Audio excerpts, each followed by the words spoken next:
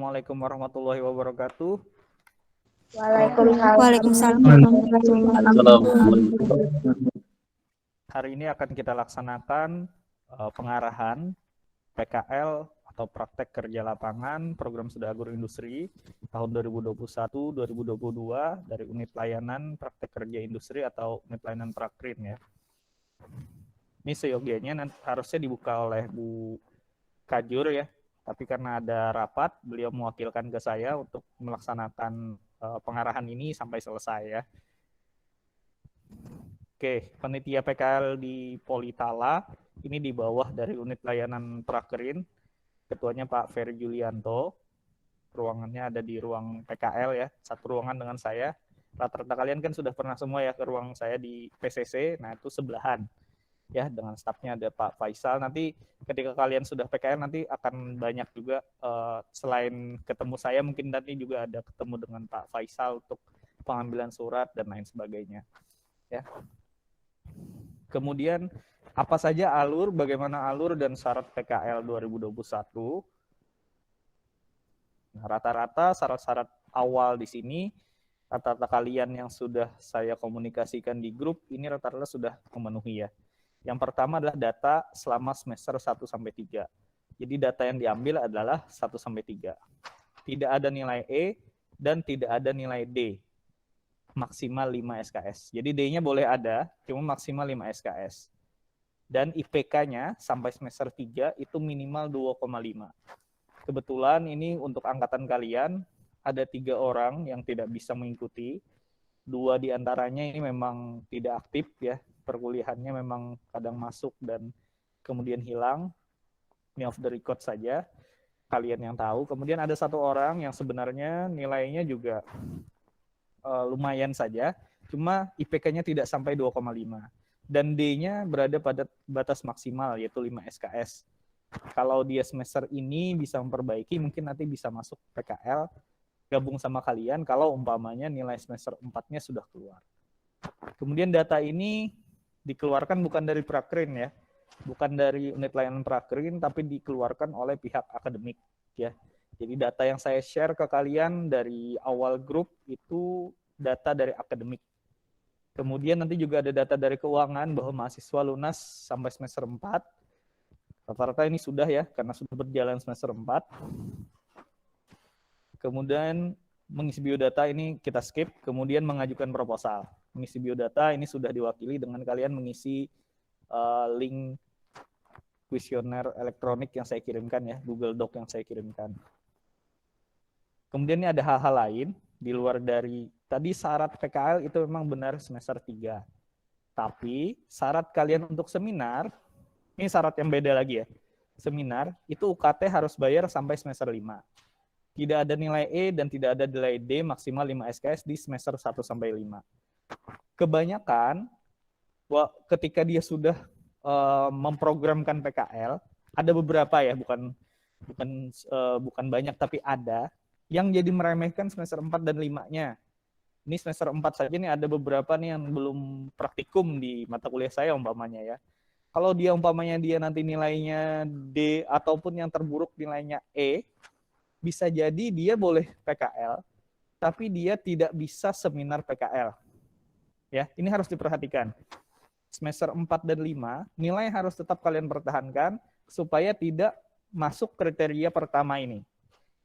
Ya, nilai E dan D maksimal 5 SKS. Jika kalian akhirnya sering tidak hadir semester 5, apalagi semester 5 ini salah satu semester yang lumayan padat dan menyibukkan ya, karena 1 minggu itu bisa 2 kali mata kuliah per mata kuliah dan bisa menyebabkan nilainya mungkin E atau D gitu. Dan itu bisa menyebabkan tidak bisa seminar PKL. Dan itu pernah terjadi. Memang bukan di prodi agroindustri, tapi pernah terjadi dia sudah selesai PKL-nya, tapi dia harus mengulang dulu mata kuliah tertentu supaya dia nilainya sesuai ya, dan kemudian bisa melaksanakan seminar. Semua syarat ini sudah saya konfirmasi juga ke masing-masing siswa yang bersangkutan, mahasiswa bersangkutan yang tidak memenuhi tadi ya. Sudah ada saya panggil kemarin. Oke, selanjutnya Bagaimana konsep PKL? Konsep PKL ini yang dibaca yang di agroindustri saja ya. Agroindustri ini konsep PKL-nya adalah di tempat yang ada pengolahan hasil pertaniannya, ya. Ada hasil pertaniannya, ada proses pengolahannya di sana. Makanya ada beberapa yang tanya. Dan juga tidak hanya hasil pengolahan, tapi pengolahan hasil pertanian ya.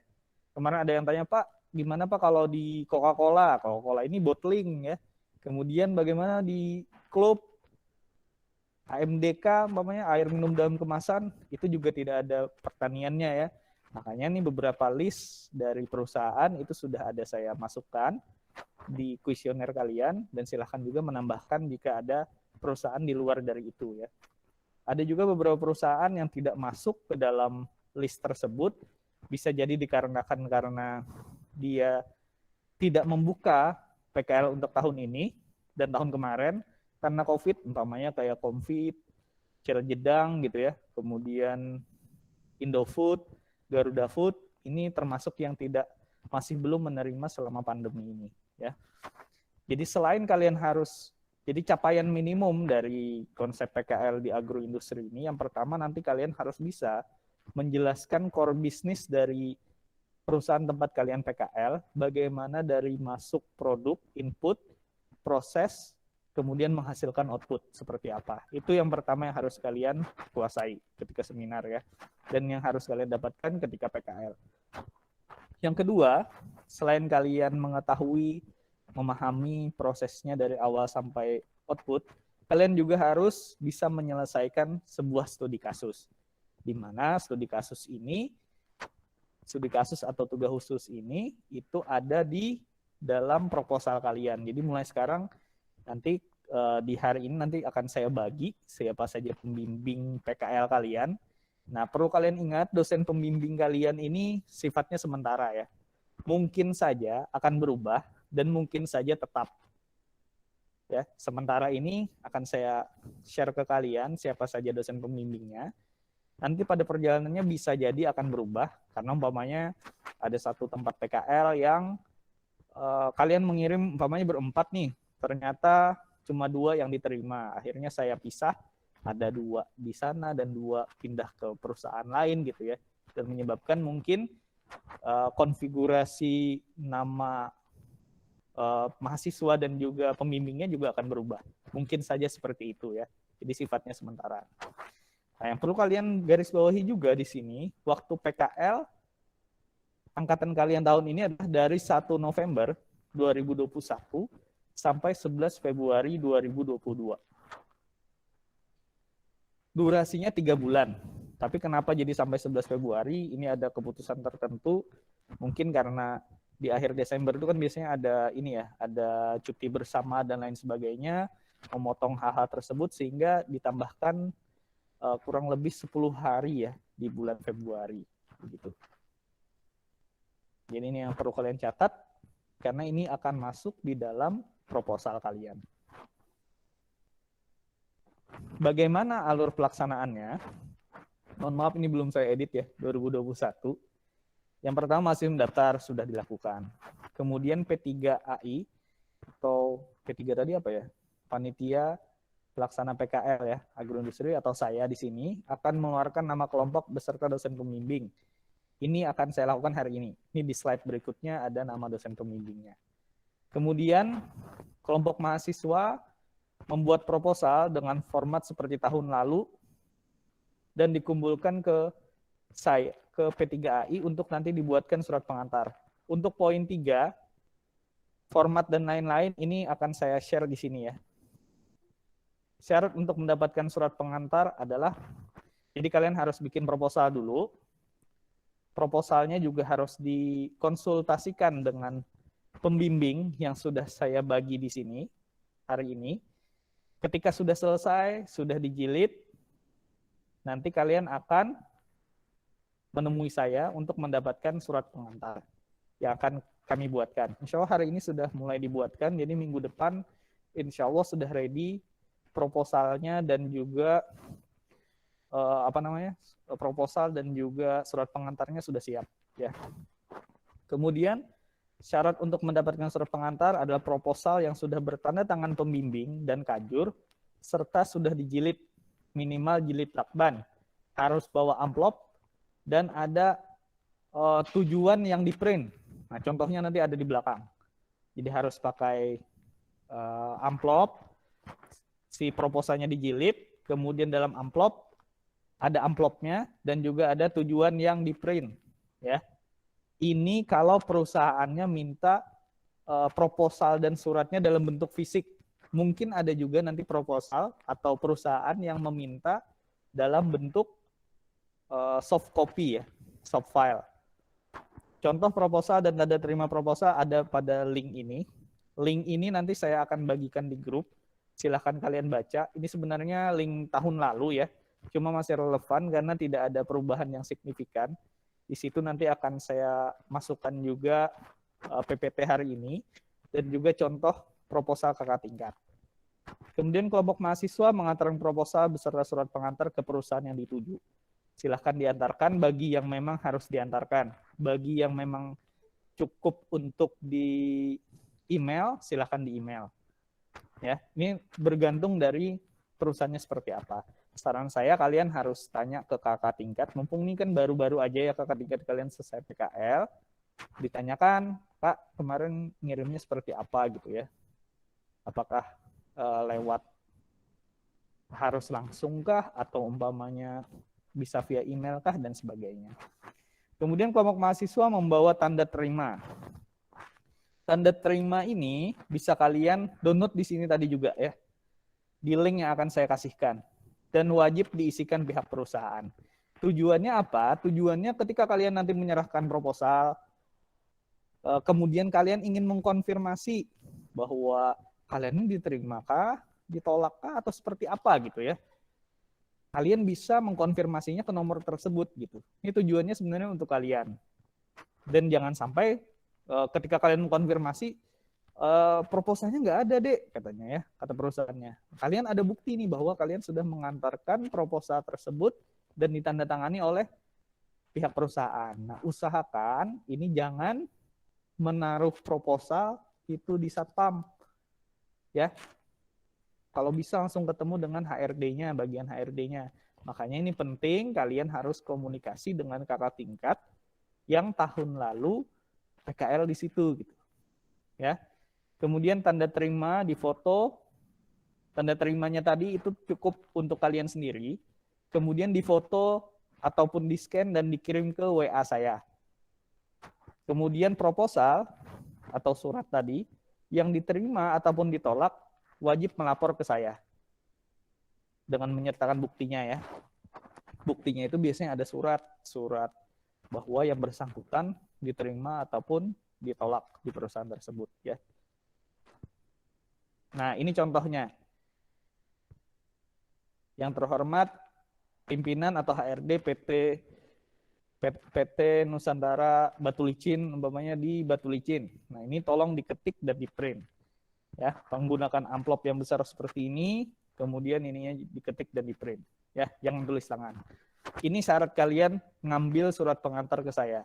Jadi harus ada laporannya yang sudah dijilid, minimal jilid lakban, kemudian juga harus ada amplop, bawa amplop dan juga bawa kertas yang nanti ditempel di sini.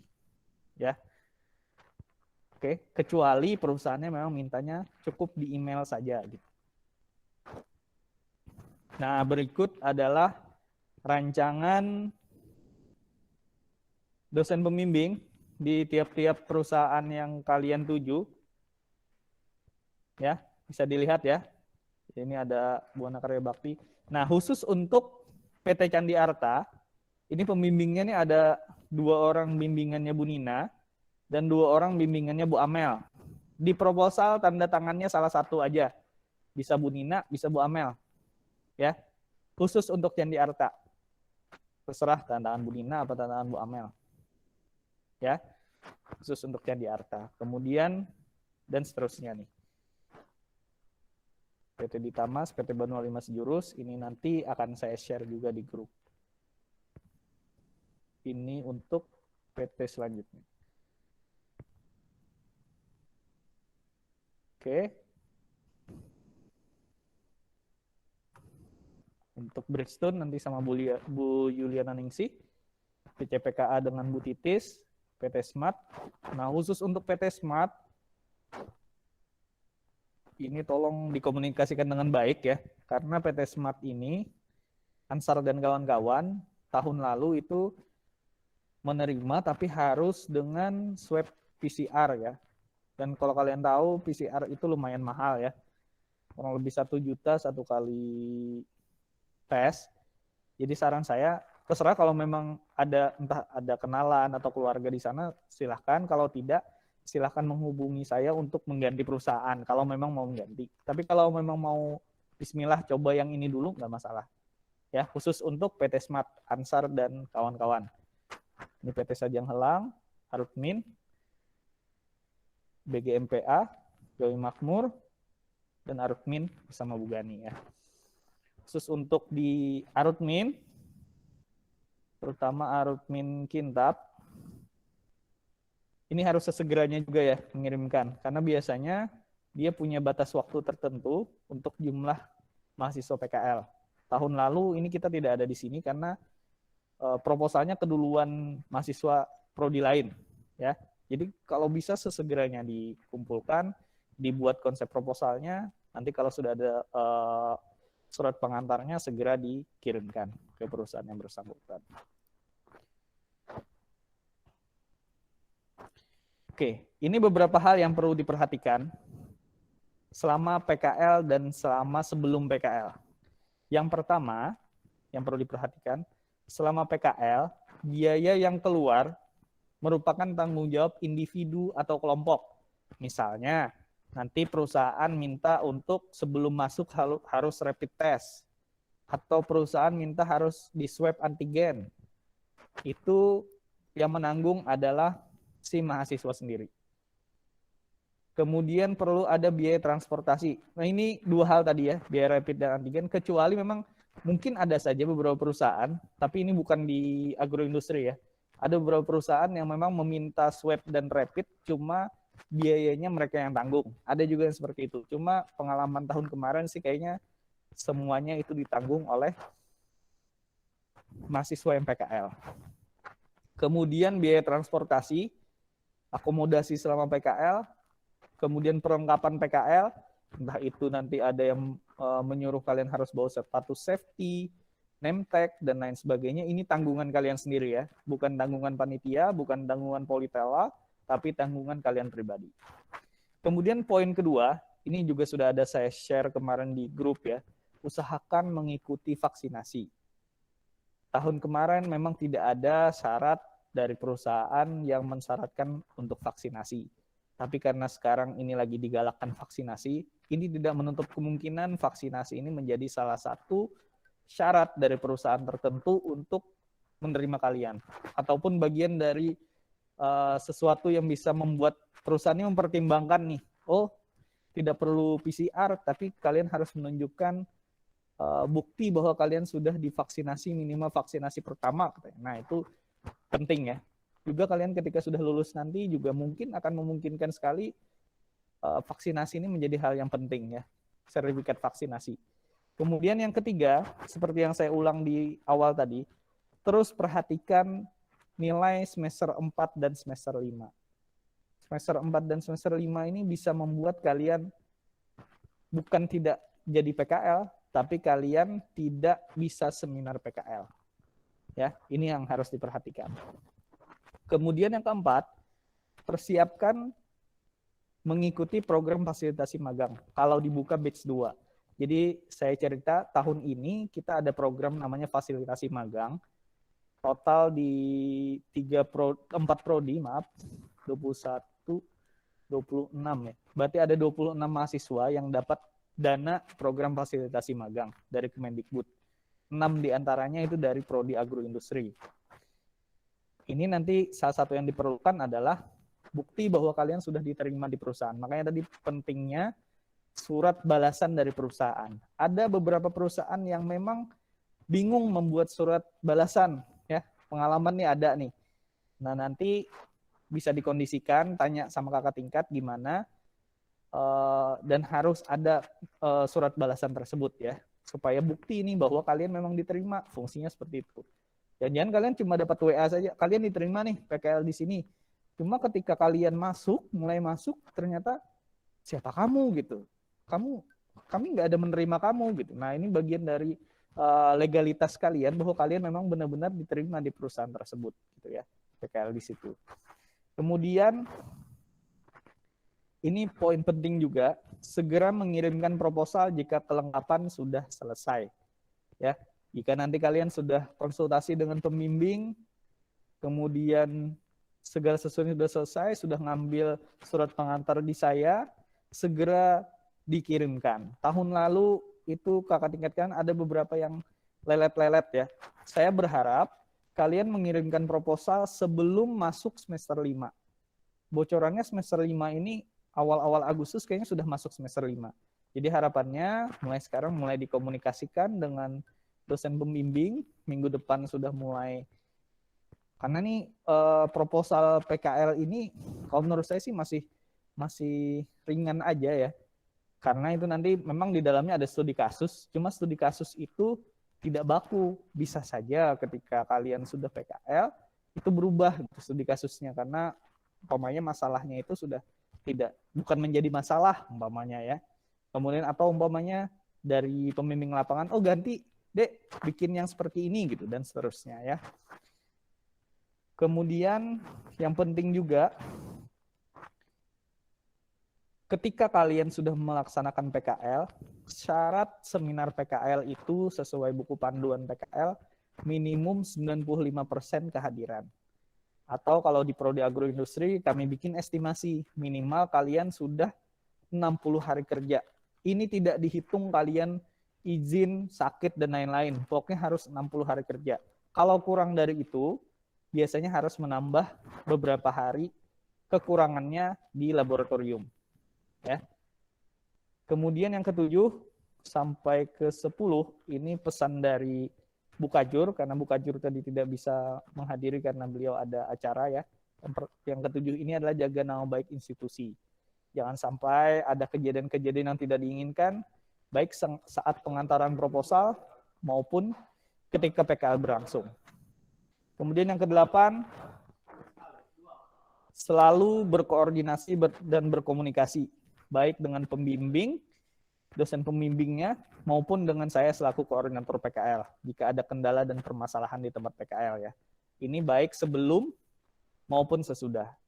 Kemudian yang ke-9, penentuan dan penyelesaian studi kasus hendaknya dikomunikasikan sejak awal PKL, sehingga tidak mengganggu penyelesaian PKL. Ya, ini ketika kalian nanti mulai masuk ke perusahaan, ini mulai dikomunikasikan saja sejak awal. Dan juga harus terus-menerus komunikasi dengan dosen pembimbing.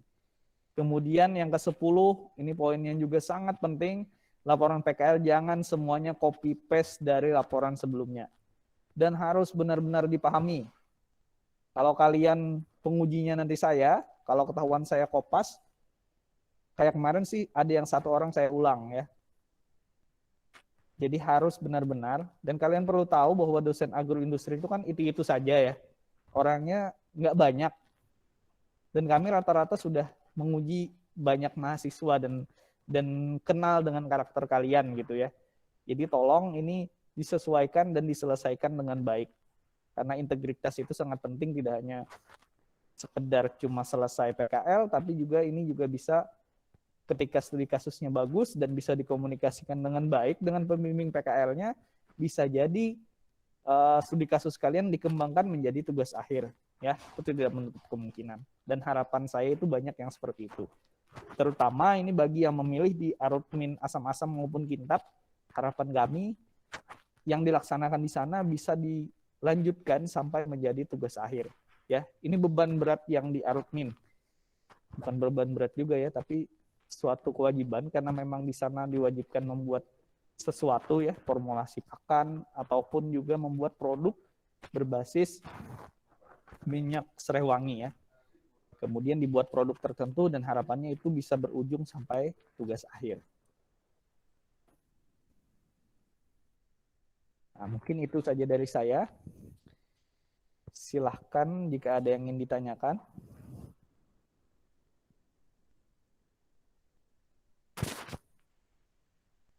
Silahkan jika ada yang ingin ditanyakan.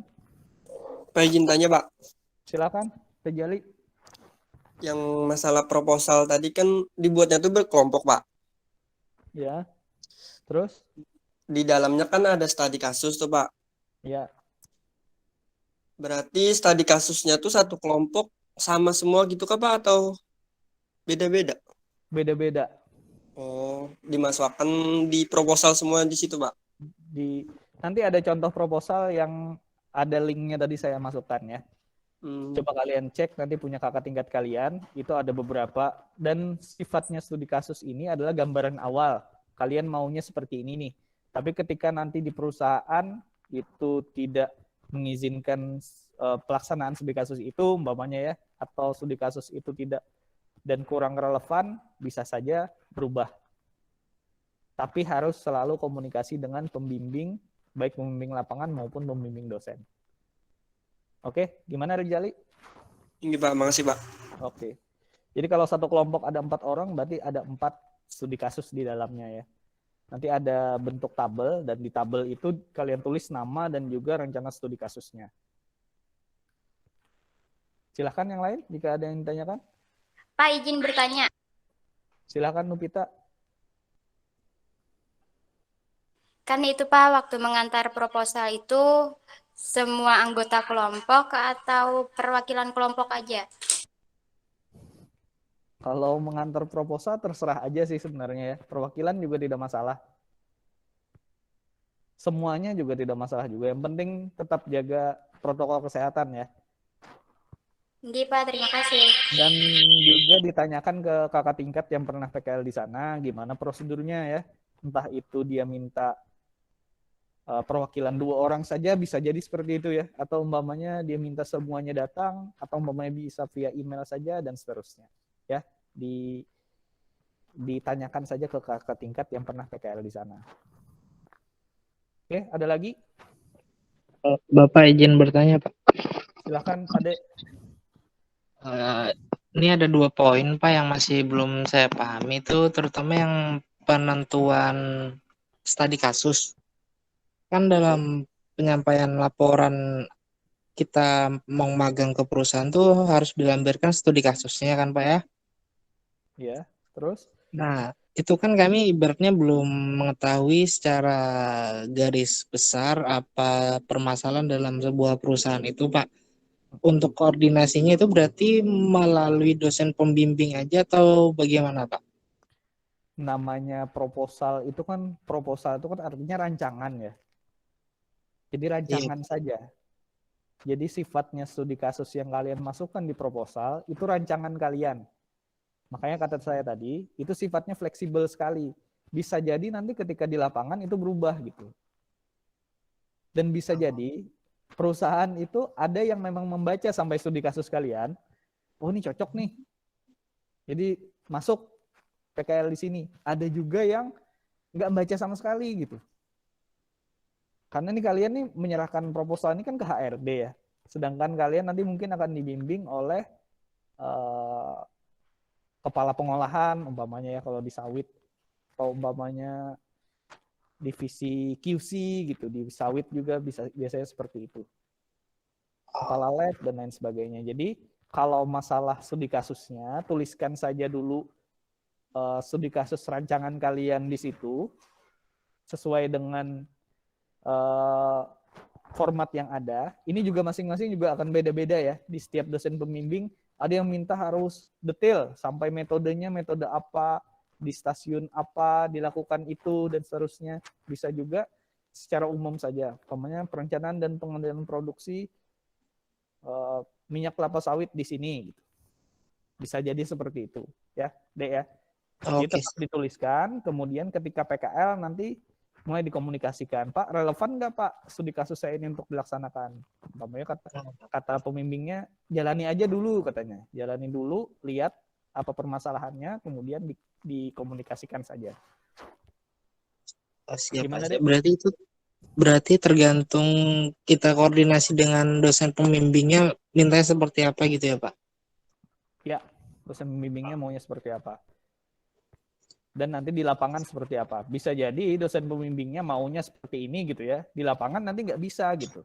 Datanya nih nggak boleh keluar gitu, data ini gitu ya, kata perusahaan. Nah itu juga tidak bisa jalan. Kami biasanya sebagai dosen pembimbing cuma mengarahkan saja, nanti pembimbing lapangan menyesuaikan dengan yang diharuskan perusahaan seperti apa dan dibolehkan perusahaan yang seperti apa. Kenapa? Satu lagi Pak pertanyaan Pak. Silakan. Misalnya kita mengajukan Pak ke perusahaan A misalnya, tapi kita di perusahaan A ternyata ditolak, itu apakah kita harus mengganti perusahaan yang dituju atau memang itu ibaratnya perusahaan yang sudah diberikan itu sudah pasti bisa masuk gitu Pak? Oke, bagus pertanyaannya nih. Jadi selama PKL ya, selama kalian mengajukan proposal PKL, untuk pengajuan itu cuma satu perusahaan. Jadi ada dulu pertanyaannya, boleh bercabang nggak Pak? Saya sekalian mengajukan di Sajang Helang, saya juga mengajukan di PT Wilson umpamanya.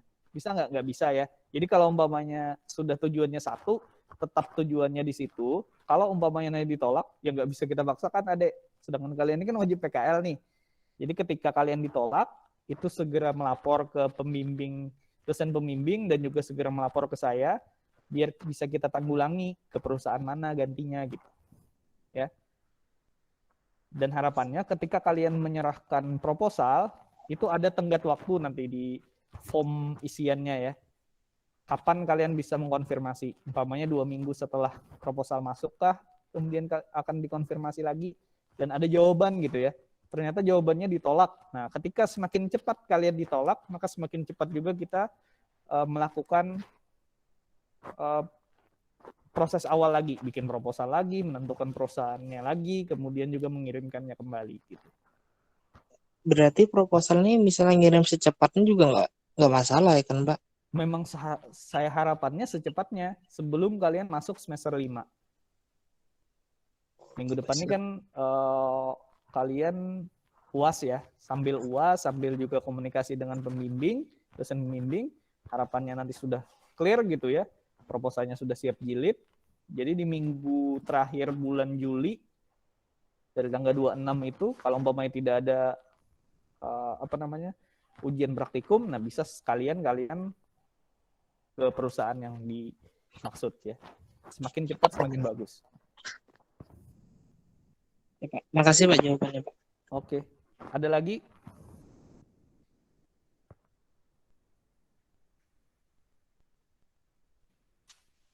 Silakan jika ada yang ditanyakan.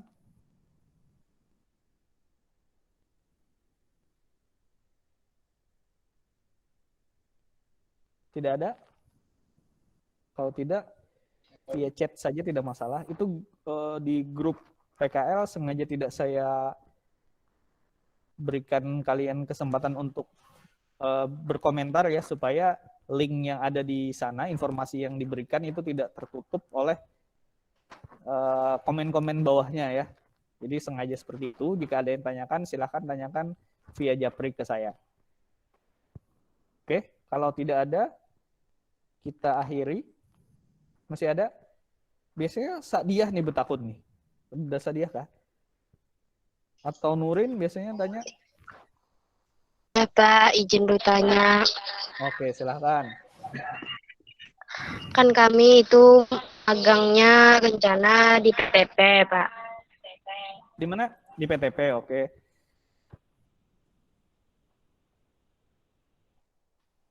Terus? Di PTP, Pak. Ya, terus? Wah, yang perempuan magang di PTP. Bisa diulang Sadiah? Putus-putus?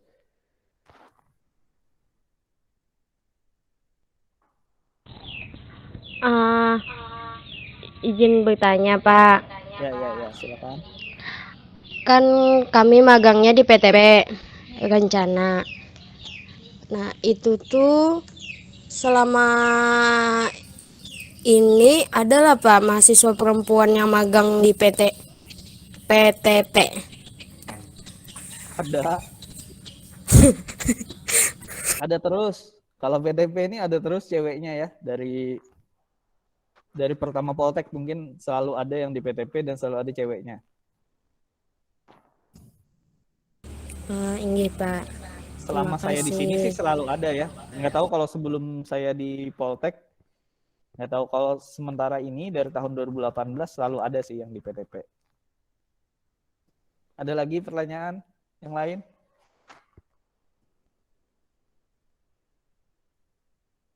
Bapak izin bertanya, Pak, Silakan Nurin. mengenai studi kasus, Pak. Iya. Jadi kan, Pak, kalau melihat dari yang seminar-seminar kakak tingkat itu, Pak, kan studi kasusnya tuh dengan metode ini, dengan cara ini, dan sebagainya yang sebelumnya itu ada yang beberapa belum kita dengar atau bahkan belum kita pelajari gitu, Pak. Nah, itu apa ya Pak, membuat kita tuh kayak bingung studi kasusnya tuh sebenarnya tuh harus yang gimana sih Pak gitu.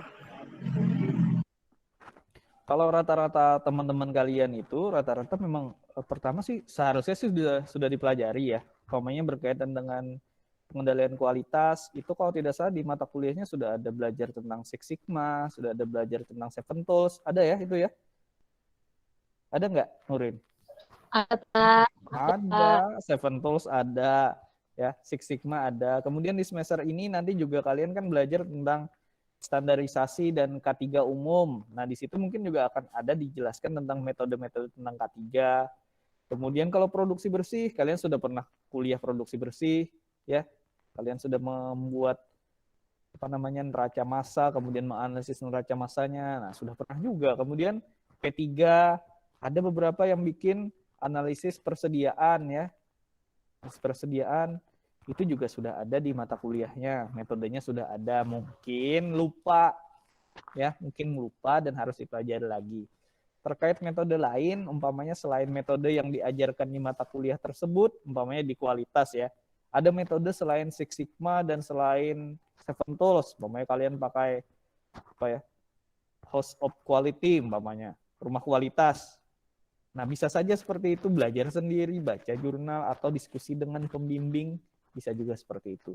Bisa diskusi dengan pembimbing, bisa juga dengan dosen pengampu, ya. Dosen pengampu, umpamanya teman-teman di Bridgestone ini kan pembimbingnya saya lupa nih. Kalau nggak salah, Bridgestone ini pembimbingnya Bu Ningsih ya. Kan beliau kan mata kuliah bahasa Inggris. Bisa saja untuk teknisnya nanya ke dosen pengampu mata kuliah pengendalian kualitas, kemudian nanya ke Bu Nina, Bu Amel, dan lain-lain gitu. Begitu ya, Nurin ya. Memang harus ada metodenya, Nurin. Dan tidak sedikit juga teman-teman itu yang mendapatkan metode tertentu itu juga dari perusahaan, bisa juga ya. Terutama yang di Sam Darby, umpamanya ada tambahan metode tertentu disuruh oleh pembimbing lapangannya, bisa juga seperti itu gitu. Makanya memang PKL ini kan merupakan sebuah proses belajar ya. Proses belajar juga, itu yang perlu kalian ingat.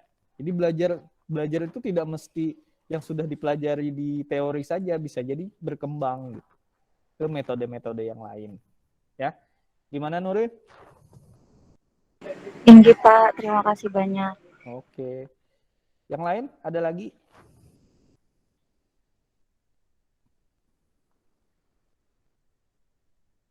Oke, ada lagi? Ansar, mana Ansar? Ansar? Ada aja Pak. Ada. Gimana Nggih. Ansar? Kelompok Ansar tetap yakin di PT Smart? Masih dirundingakan dulu Pak. Buahan-buahannya. Oke, soalnya suratnya sudah kami bikinkan nih di Smart. Nggih Pak. Perlu kamu tahu nih yang masih belum, biasanya ada tapi sekarang masih belum ya, PT PKIS, PT Kahuripan Inti Sawit itu masih belum ada yang memilih. Kemudian PT Wilson ini salah satu PT yang bagus juga, cuma memang mensyaratkan harus ada asuransi ketenaga kerjaan ya, bukan asuransi kesehatan tapi asuransi ketenaga kerjaan. Salah satu asuransi ketenaga kerjaan yang murah dan biasanya diambil oleh Poltek ini adalah takaful ya. Cuma Kami sudah ada daftarnya, nama-nama yang sudah ada takaful. Nah, beberapa yang memilih Wilson terpaksa harus saya coret karena belum punya takaful gitu. Dan kami tidak bisa mengusahakan takaful itu secepatnya keluar. Sedangkan Wilson minta ketika masuk proposal itu wajib harus ada takaful itu tadi, ya. Bukti bahwa sudah terdaftar sebagai peserta asuransi tersebut gitu. Oke, Ansar nanti diskusikan lagi ya. Saya berharap nih tidak ada perubahan lagi karena sudah mulai, kalau kalian ada dengar bunyi printer ketika sosialisasi ini, nah itu adalah ngeprint surat pengantar kalian ya.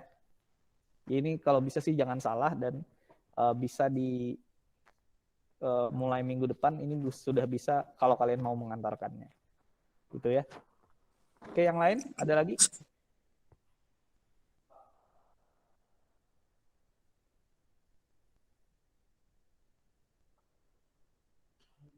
Ada? Kalau tidak ada, kita sudahi pengarahan hari ini. Ini sudah saya rekam ya, nanti akan saya masukkan di channel YouTube saya. Nanti akan saya share juga. Seandainya ada hal-hal yang perlu diulang penjelasannya, itu nanti akan bisa kalian lihat di sana. Kemudian juga jika ada pertanyaan-pertanyaan, silahkan di japri ke WA pribadi saya. Ya, mungkin itu saja dari saya. Salah hilap mohon maaf dan harap disegerakan untuk konsultasi dan pembuatan proposal PKL kalian. Salah hilap mohon maaf. Wassalamualaikum warahmatullahi wabarakatuh. Waalaikumsalam warahmatullahi wabarakatuh.